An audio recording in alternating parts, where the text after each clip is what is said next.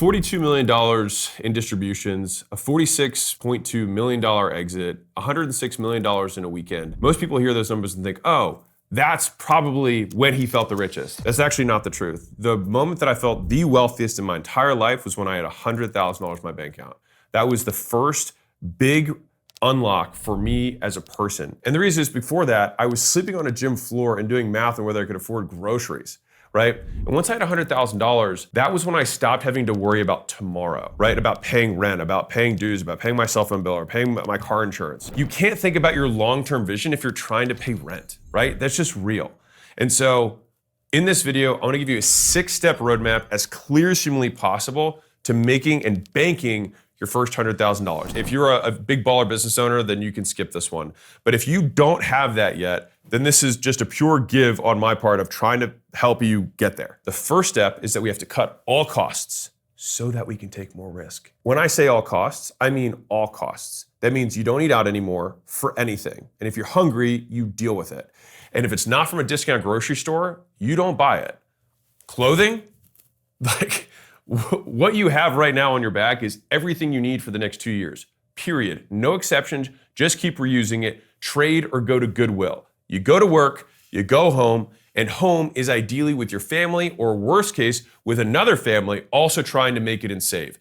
And it's gotta be as cheap as you possibly can. And I say this as somebody who lived through this. When I was beginning my journey, I was splitting a bedroom in a 6-bedroom house with one guy, just in that bedroom, as in like every night we'd stare at each other and so I'd be like, good night, John. And he'd be like, good night, Alex. And I'd blow out my candle. Everything about that was true minus the candle. And pro tip, if you sleep with a fan on your face, you can't hear anything. So, if you have to deal with it, that's one way to do it. But I had roommates that I was paying like $300 or $400 a month for a very long time while I was beginning my business and started to actually make real money, and I still stayed there. Now, the next thing is gonna be your car. So if we think about expenses, ideally a paid off clunker is the best way to go. If you can't, you want it to be as cheap as humanly possible, but ideally just pay off your car so you don't have to think about it again. All right, so that covers your food, your car, your shelter. And the reason that this is so important for us to basically stack up this cash flow, because you're working and making money, but right now you're probably spending all of it. So it's like we need to decrease it from the downside so we have this cash flow, this fluff that we can start spending and reinvesting in getting more skills, which I'll talk about in a second. All right, real quick, if you're on this path to your first 100K, I want to make it faster and easier for you.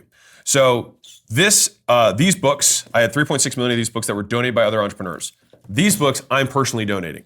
And so if you are on the path, you can get all 3 of these books for nothing, basically, for just covering the shipping. So I think it's 16 or 17 bucks all in for all 3 hardbacks shipped to you, plus a 30-day trial of school so you actually use the stuff and have the tools to apply it in. All right, so it's the best thing. We call it the business backpack. It's literally everything you need to get started online. I'm not promising you're gonna be a zillionaire. I'm not promising you're gonna make $100,000. I'm just saying it's a great way to start, and it's the best. It's one of the most valuable things I could possibly give you. And again, special thank you to all the entrepreneurs who donated the books, because we're doing our best to give them out. Now we have to cut all of our time costs. Step 2 is save time. And so if you work a 9-to-5 job, this is kind of just the reality of it. Your 9-to-5 job is not killing your dreams, all right? So just stop subscribing to that. You're wasting the 2 4-hour chunks of the day that you do have available to you, which is your 5 to 9 in the morning and your 5 to 9 at night. So what you wanna be doing is, instead of just like mindlessly doom scrolling through life, right? Instead, you're like, I have 4 hours before I have to go to work. Right now, if you work remotely, even better, because you can be more efficient with it. If you're not remote, then it might be 3.5 hours, or you just wake up earlier. And I also say this as someone who did this, right? The reason that this whole I wake up early in the morning became a thing for me was because that was the only time I could get ahead.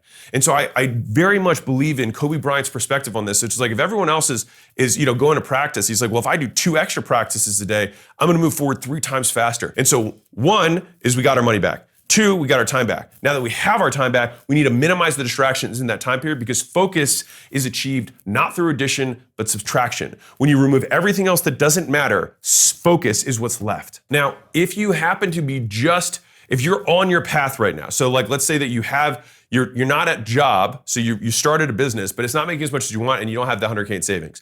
Let me just give you the simplest formula that I had. This is kind of like the 2.0 version, which is a 4-4-4 split. So if you're at 9 to 5, then you got 5 to 9 and 5 to 9.